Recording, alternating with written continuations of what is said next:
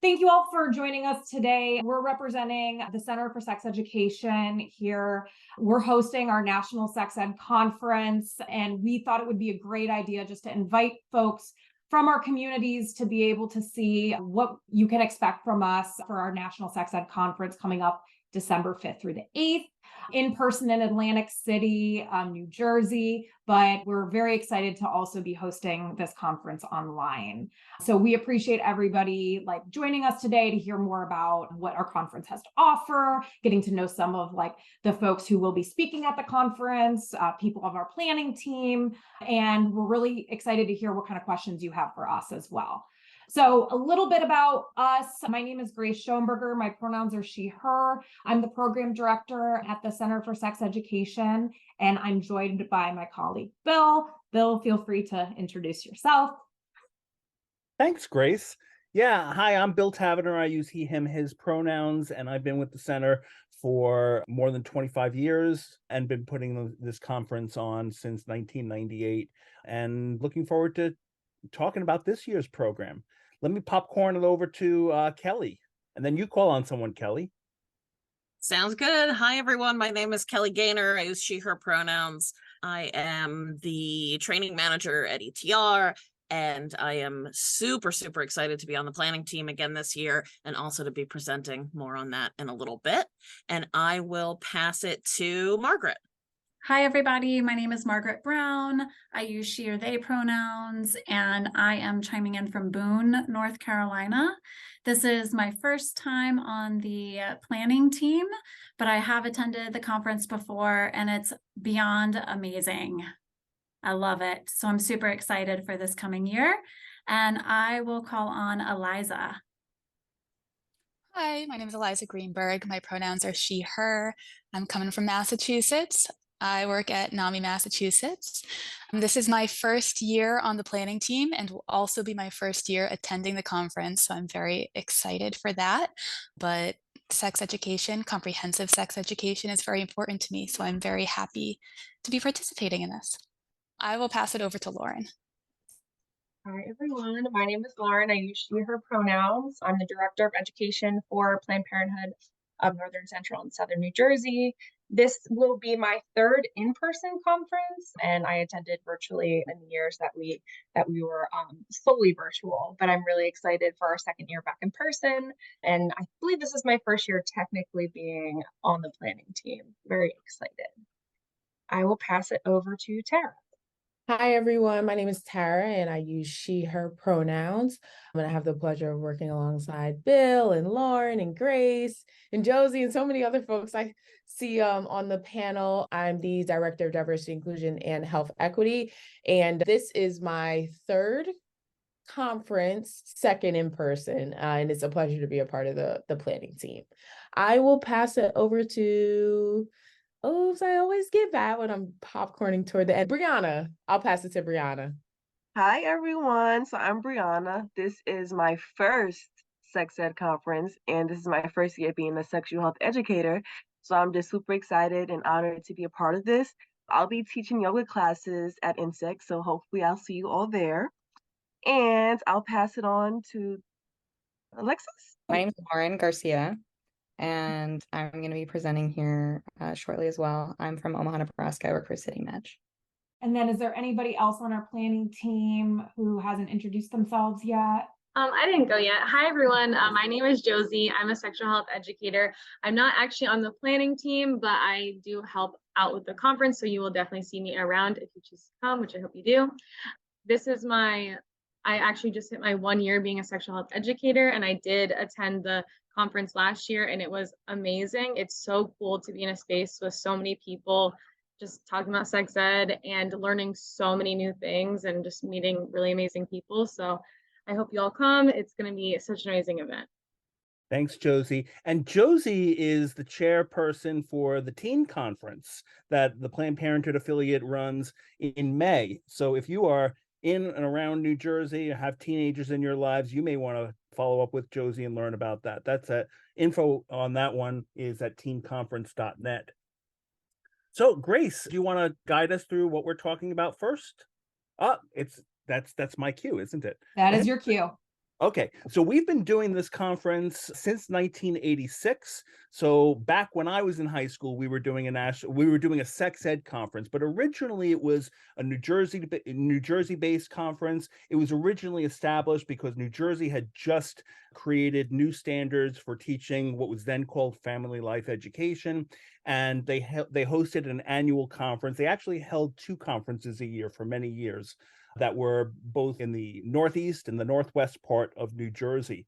And then around 2011, maybe 2012, we decided to make it into a national sex ed conference because we were seeing that we were getting folks signing up for far beyond New Jersey, and not just in the United States, but from other parts of the world, people were attending. So we changed it into a national conference, and these are a few of the people that have spoken over the years. We had Jane Fonda as a keynote one year, the Surgeon General David Satcher, also the Surgeon General Joycelyn Elders spoke.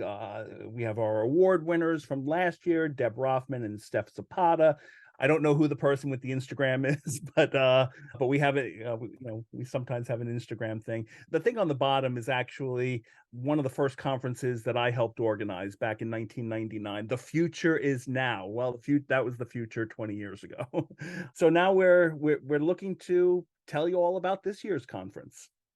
All right, so the conference is hosted in person in Atlantic City, New Jersey at the Tropicana Resort, or since we're also doing remote, from the comfort of your own home or workspace remotely. There's also more than 300 plus registrants at this moment, which is awesome. But if you want to pass along to your channels as well, that would be great to have even more. We're offering continuing education credits as well for our workshops. In person, it will be hosted Tuesday, December 5th through Friday, December 8th. We're hosting 26 in-person workshops, topics ranging from consent to racial justice and sex education to parent-child communication to more pertinent sexuality topics. Tuesday, December 5th is when we're hosting the pre-cons. The cost is $545. Breakfast and lunch will be included on Wednesday, Thursday. All right. And so, like many folks have said so far, we're really lucky that, with the pandemic, we got extremely innovative with how we were able to provide comprehensive sex education to folks, right? So this year we are providing a hybrid space where people can join in person with us in Atlantic City. But if people can't travel to Atlantic City, they can join us online through these webinars. So the great thing about joining the online space as well is that people who want to attend like asynchronously, meaning like they can come back and like review these webinars, they will have access to these webinars for up to 30 days after the conference. So we have just like the in-person conference, we have a wide range of topics. Folks have been so gracious to prepare for us, and people can register online with the registration fee being $345. So lots of really great stuff, both in person and online. Okay, pass it back to Eliza. This year, the conference will be hosted at the Caesars Resort, the Tropicana in Atlantic City. The Tropicana is just outside of the boardwalk. It features casinos, 23 restaurants to choose from, shopping, a movie theater, comedy clubs, an indoor pool, and a handful of bars and dance clubs on site. Well, based on the face on that slide, I think it's my turn. So in addition to all of the options during the day, we have some featured evening activities that we'll be doing. So the first is game night with yours truly. So we're going to talk a little bit about how to incorporate games into sex education so that we have some learning objectives. And then we're just going to play some games after that. So it's going to be super fun. I'm going to break into this vault of all of these games. These are my personal games in that picture. And we're going to play some different things. There are going to be prizes. So you're definitely not going to want to miss that. So that's the nerdy option. And then if you're a cool kid, the non-nerdy option is Boogie Nights. The following evening, we're going to have a big dance party. Bill's going to get some bell bottoms out from the old days and show us how to, do the hustle or something. He's not going to do any of that, but some other wonderful people are going to do some dancing and have some fun. And it's going to be a great way to relax and connect with folks after all of the other amazing stuff that you'll be seeing at the conference. Thanks, Kelly. And I would say no one wants to see me do the hustle. So maybe other people doing the hustle would be fantastic. But yeah, looking forward to seeing other people dance, maybe not me. Our featured speakers, we have 4 keynote speakers, and each of these sessions is live streamed. So if you're attending remote, you get to watch them on your laptop or phone at your home or office. And if you're in person, they'll be on the big stage. So we have B. Gemin, who is going to be talking about rethinking accessible sex education and addressing language barriers. And I was asked to say a little bit about how these speakers were selected. So with B, I attended the ASEC conference. B was doing one of the breakout workshops and just blew me away. And to the point where, and Kelly was with me, we walked up afterward and asked them if they would consider speaking at the National Sex Ed Conference. And they were very amenable to that and we're grateful. Stephanie Cordo was one of our proposals that just wowed the peer reviewers so much that we decided to elevate Stephanie's session into a keynote, and their session is Sustaining Courage for Action, Building Socially Just Sexuality Education Programs in Political Times, which we also thought was very timely to be talking about.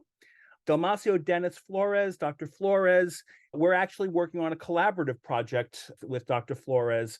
He's at the University of Pennsylvania and developed a series of videos on helping parents of LGBTQ kids talk about sexual health issues. So we're going to be doing some collaboration with him, and he's going to be talking about all of their initiatives.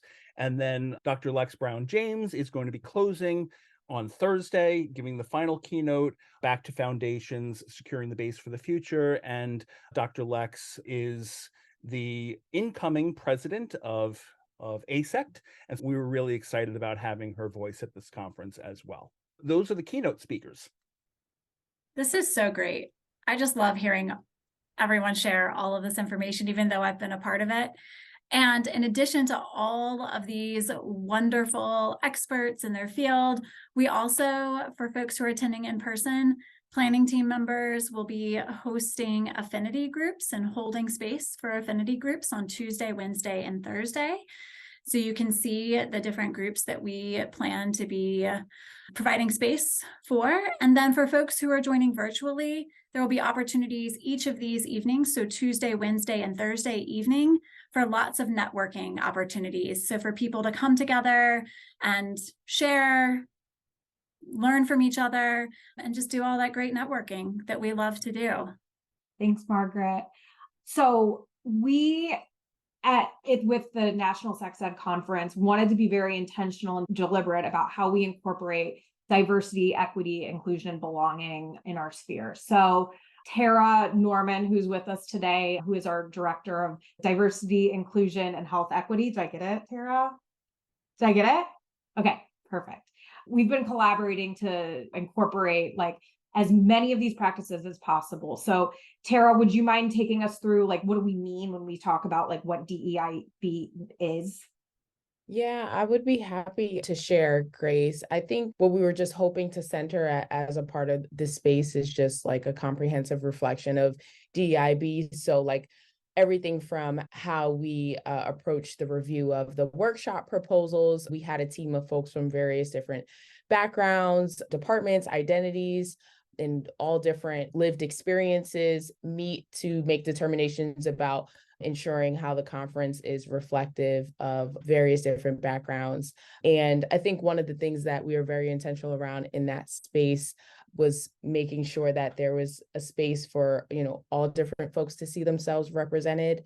Also, we're very intentional about making sure we included trauma-informed practices as a part of our workshop reflections and webinars, as well as the emphasis on wanting to uplift the voices of speakers of color and their workshops. And it was super important that the folks that we selected as presenters were representative of the communities most impacted by access to comprehensive sex ed and healthcare. We're really, really excited to have incorporated ASL interpretation as a part of the conference, which is a really, really important point to centering DEIB. I think overall, just our continued commitment to growth and learning as a part of this work. One of our deepest values as an organization around DEIB is that, you know, on our best days, we're still committed to challenging ourselves to do better. Also just upholding that there are going to be various opportunities in the future for us to take away your feedback and improve how DEIB is reflected in the conference.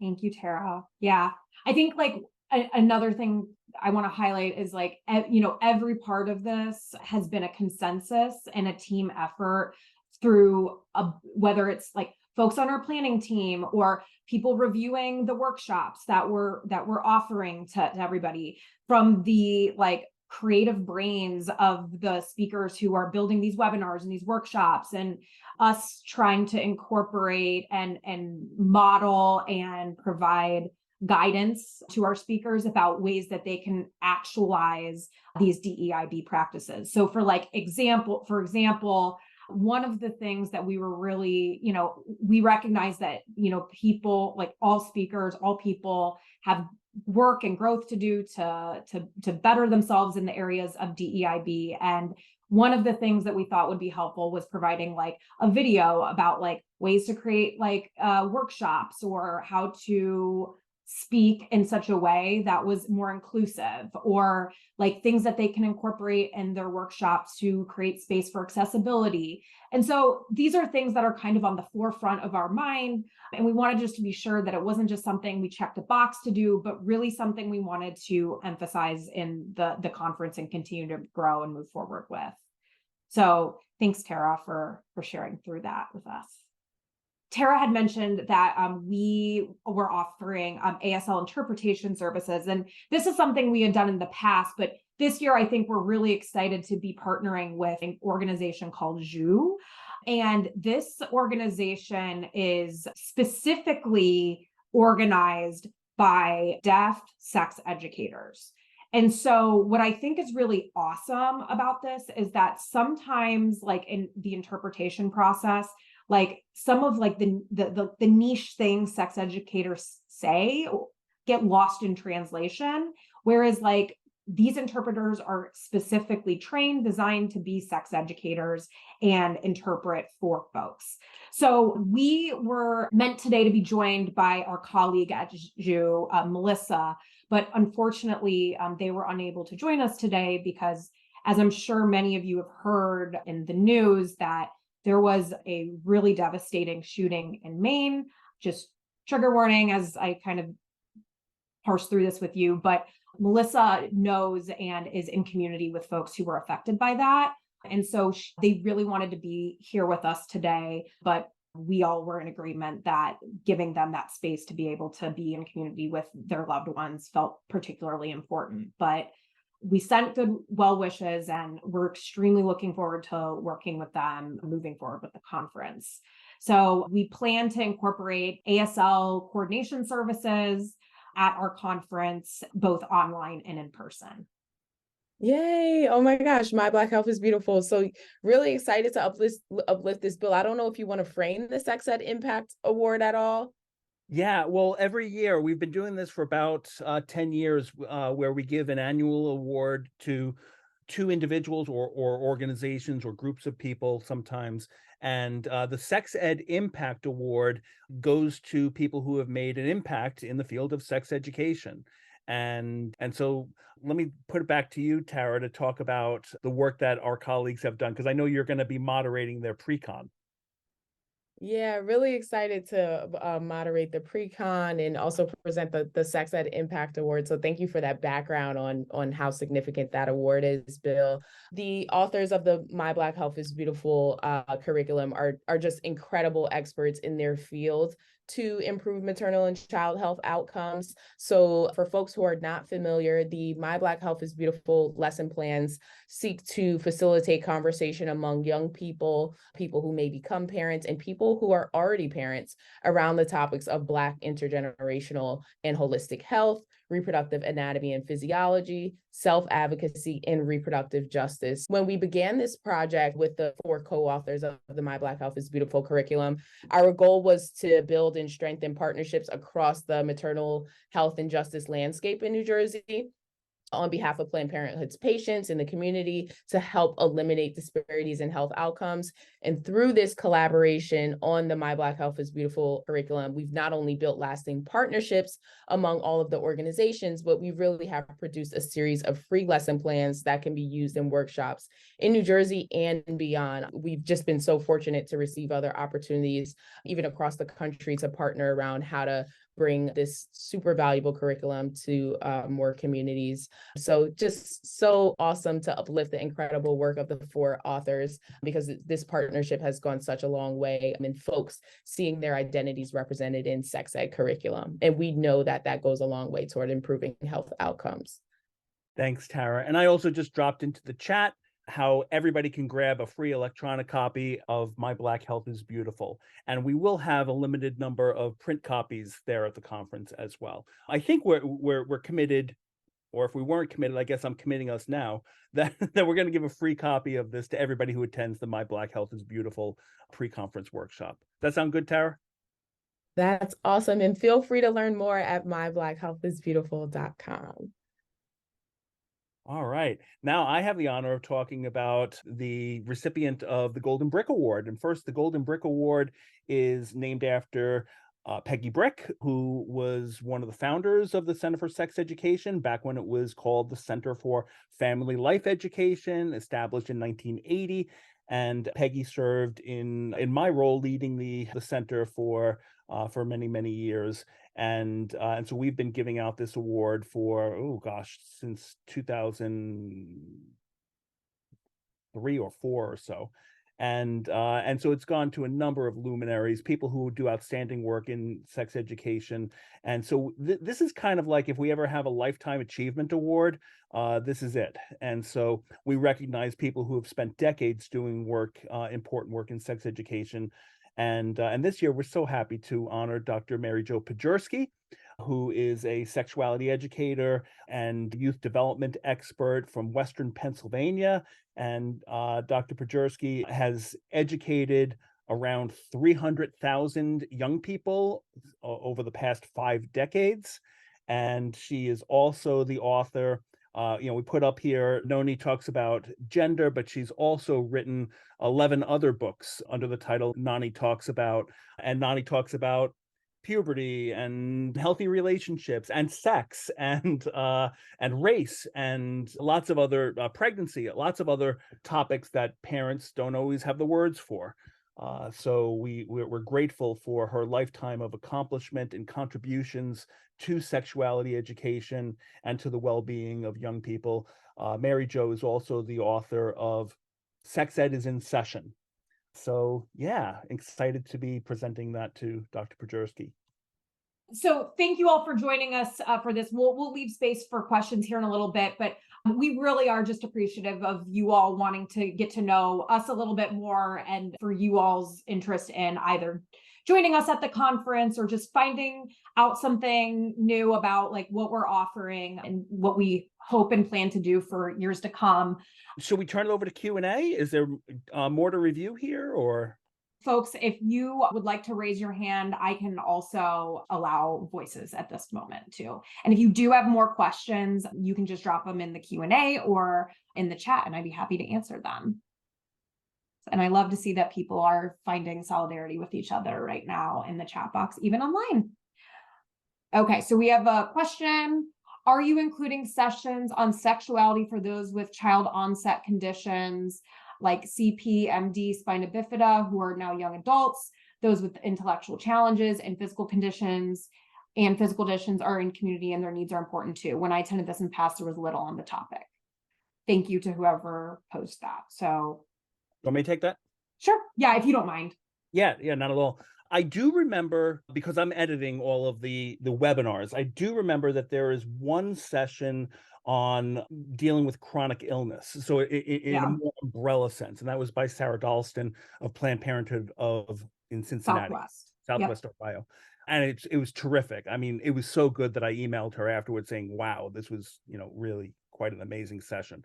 The specific conditions that are mentioned in the question, I don't remember if they're touched on, explicitly. I'll also say that the conference content is often driven Well, it's always driven by the proposal process and the peer review process.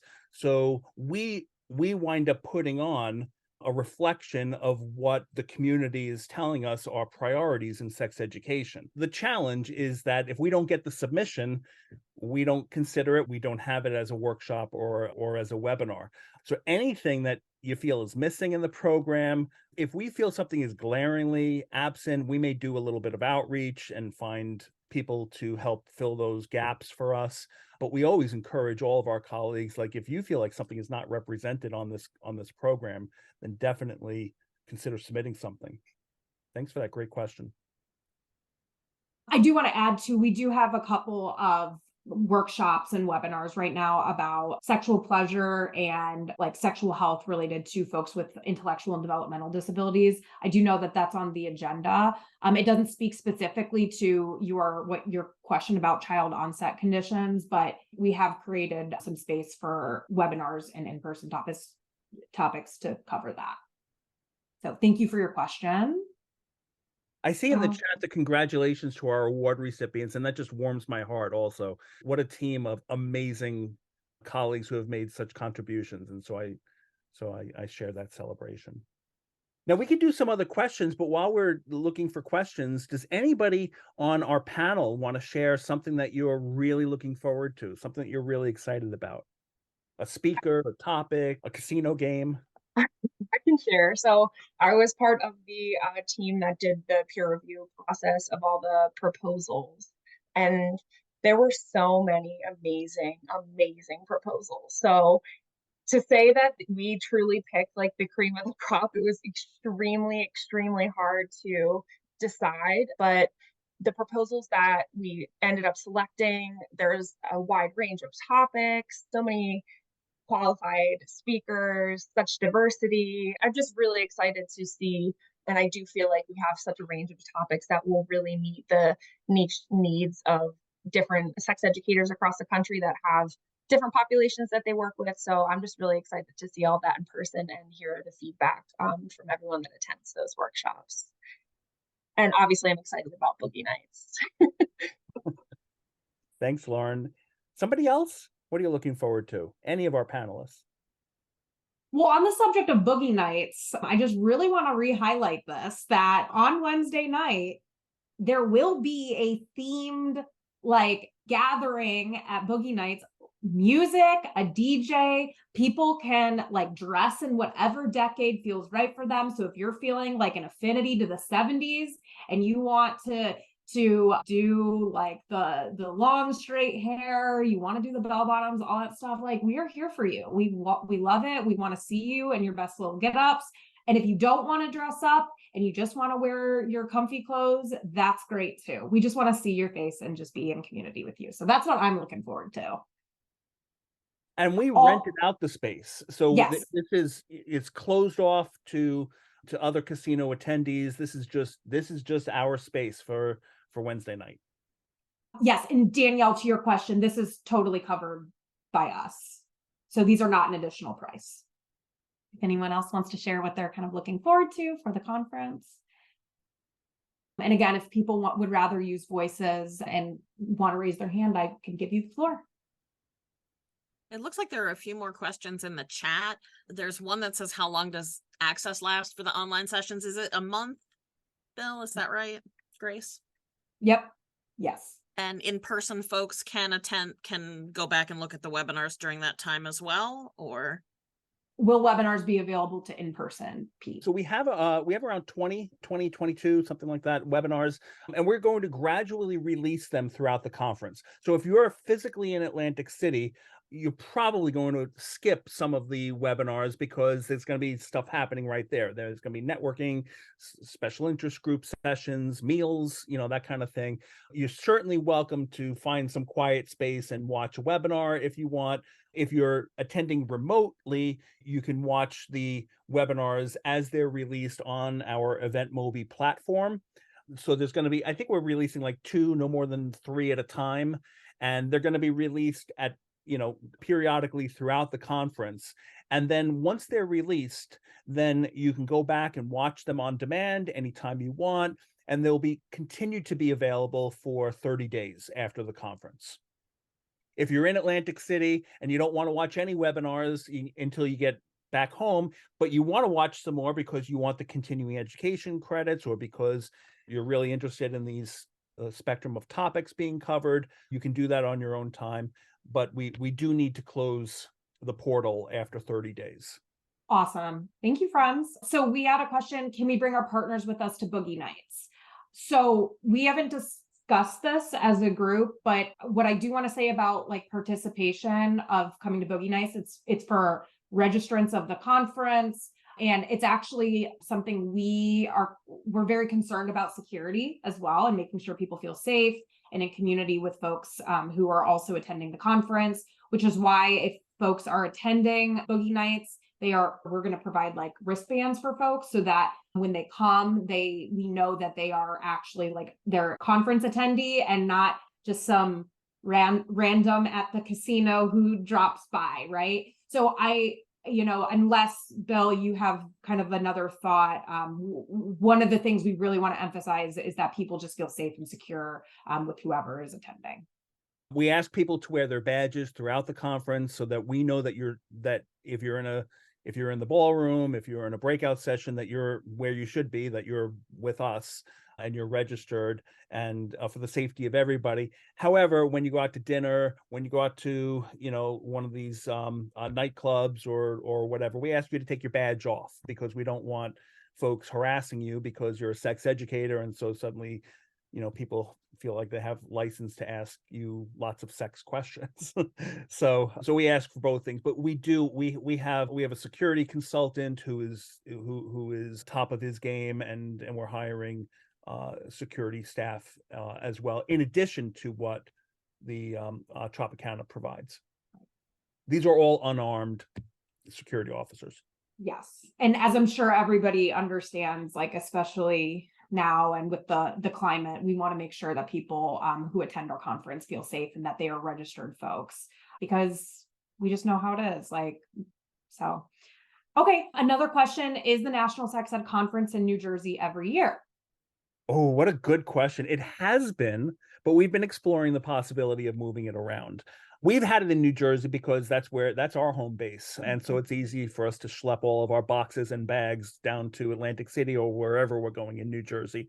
However, we have explored the possibility of having it elsewhere, perhaps collaborating with another Planned Parenthood affiliate or another organization. And one of the questions on the evaluation this year is going to help get your feedback to see, should we explore elsewhere? And if so, where do you want the conference? Grace, do you want me to take the question about COVID? So I can answer it. We had a question about if we had any formal COVID policy regarding testing, masking, vaccines, giving refunds to people who are positive before the conference, asking for disability reasons. We don't have any formal policy. We truly just ask for people to use their best judgment, which I know is not like, we hope and expect that people are cognizant and aware of how their health affects other people. But at this point, no, we do not have a policy related to COVID. Bill, do you want to add anything to that? Yeah, I heard the part about refunds, and if something, whether it's COVID or something else, something tragic happens, please reach out to us. We do have a strict cancellation policy where we charge a cancellation fee, and that's all posted on the website. But we're also flexible. We're human beings, and we're caring and compassionate individuals. And if something happens at the last minute that prevents your attendance, that's unforeseeable, let us know and we'll work something out. The main reason for our cancellation policy is because we got to get numbers to the hotel. We got to be able to predict how many meals we're going to have to provide and how many chairs to set up in each room. And there's a lot of predictions, and we hope to get it right. And last minute cancellations or last minute registrations make that a little more challenging for us. Awesome. Thank you for the question. And then lastly, the question was, are CHES and ASEC credits for, I think F2F means face-to-face. Is that right? face-to-face, F2F, okay, and webinars. Yeah, so we are offering CHES and ASEC credits for all the webinars and all of the in-person workshops at a credit per hour. If people have more clarity or require more questions from that, please let me know. I just got another one. Can you repeat the procedure for partners or plus ones for the event, like Boogie Nights? Are those things just for, yeah, it's less about like payment, like having registered and like paid for the conference. And it's more about just making sure that folks feel safe in that space. Like we need some kind of registration of the people in attendance at Boogie Nights. So unfortunately, we are not extending invites to plus ones. If like a partner, for instance, is joining you for the vacay, we just have to make sure that people are documented and accounted for Boogie Nights, since it's a private event. Okay, question, is Boogie Nights an open bar? Phil, I don't think we've totally landed on it, but They have a bar. Yeah, they do have a bar. And we are going to hire a bartender, and we are going to put out some food because we don't want you just drinking. Not that we want you to drink, but we realize people do drink. So we'll have some light refreshments at Boogie Nights. But yeah, it does have a long bar, physically, like the length of the room. It's a large bar, but it's also it's the Tropicana Hotel and Casino. So if you're looking for a bar or a restaurant, you'll have dozens of other options. And I would add, I don't know if this is so much about the bars, but the restaurants are for all price ranges. So you could spend a fortune at, what's the name of the place that they have in the lower level? There's a place that just is way too expensive. And then there's pizzerias, and there's a Mrs. Fields, and there's a Starbucks, and there's diner kind of places, and so the entire spectrum from unseemly wealth to prices that are manageable. I wouldn't say cheap. I mean, it's Atlantic City, so that you can spend a little bit of money at Starbucks, to be honest, more than you would at your local Starbucks, if that helps at all. So to answer the question, yes, there will be beverages provided at Boogie Nights, but we don't know to what extent at this moment in time. We are still in cahoots with the organizers of the Tropicana, so stay tuned. And thank you all for the really great suggestions for how we can host this, where we can host this in the future. Love that. Like, this is awesome. Danielle asked, will there be dietary accommodations such as gluten and dairy-free, vegan, vegetarian options? I don't know, Bill, do you want to take this? Yeah, sure. The best thing to do is, if you're coming to the conference and you have specific dietary considerations, email us so that we could make sure that your needs are addressed. That said, we work with the conference organizers to have a variety of different options at different meals. But we want to, like, if you can't eat this or that, please email us and register at sexedconference.com. Let us know. We'll make sure to accommodate your needs. Also, folks, I appreciate the questions about the extracurriculars and providing plus ones. The planning team we hear the feedback. The planning team will continue to discuss, and we will be following up with you at the conference about what we decide for that. But we do appreciate that feedback about the importance of bringing plus ones. We just really need to balance all of that with the necessity for folks to feel safe with people who are not registered already at the conference, right? And being able to have contact information for whatever occurs, right? So I don't mean that to sound bleak. I just want us to be realistic and aware of the safety and concerns of other folks at the conference. Yeah, we'll have more conversations with our security chief about that. Yes, we will. Guys, I saw something in the chat that I just wanted to make sure I answered. Somebody said, newbie to the conference, any tidbits you would have wanted to know before attending or tidbits you've learned along the way? I think if it's okay if I share some of my tidbits. So obviously it's a little different. I can't speak to the travel as much because I'm 45 minutes away from Atlantic City, but things that I've learned about the conference in general, we actually have a educator who's from the Atlantic City area that will be providing some information about food that's outside of what's being served. So I always encourage people to explore the different food options. balance out what you want to do for networking. So there's a ton of opportunities to meet new people if you're traveling by yourself. Obviously, the nighttime events are a really great way to meet folks. Obviously, the educators that are and people that are part of the planning team are happy to meet with you, talk with you if you don't have anybody else that's going to be there as well. So please feel free to seek us out. I don't know if there's anything else. Anybody else want to share about that? In terms of other things that, are helpful tips for folks to know, I'm going to drop an article into the chat that I think is just terrific. And that is an article by Reed Mahalko, he wrote this a number of years ago, but I think it's still relevant, about post-conference decompression. So I think this is worthwhile reading in advance of any conference, not just our conference, but if you're going to Healthy Team Network or ASECT or Quad-S or any others. This is all about, you're experiencing the highs and the thrill of a conference and seeing your favorite speakers and being intellectually stimulated, and then all of a sudden it's all over and you're on a plane or you're driving back. And this has some terrific tips for post-conference decompression.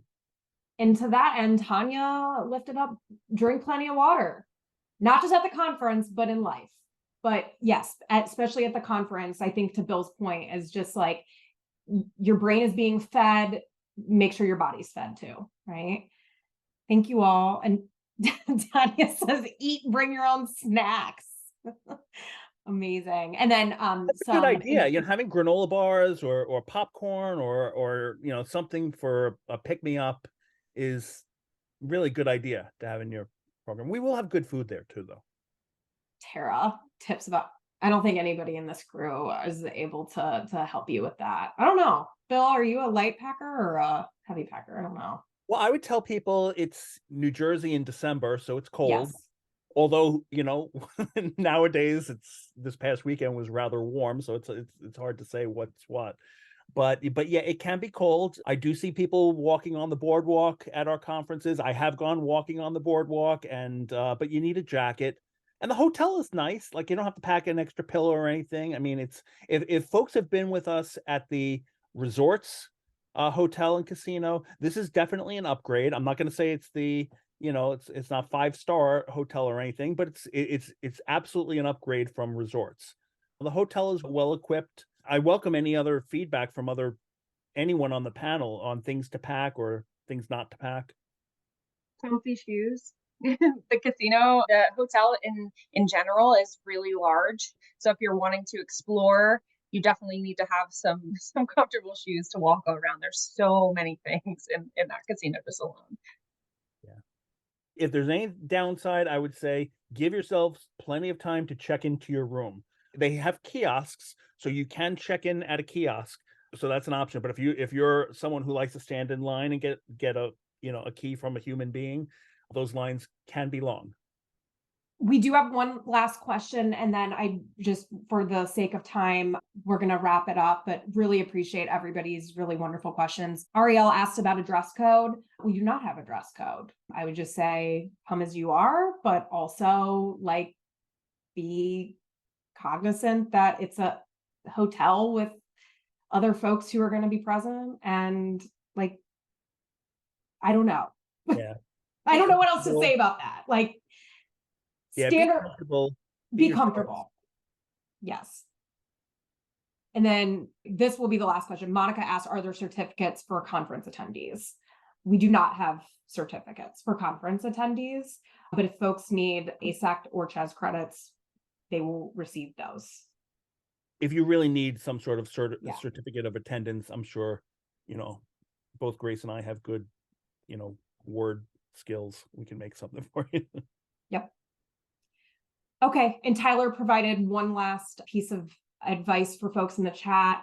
Thank you all so much for your time and your interest in the conference. We seriously hope we see you all there, and the questions were phenomenal.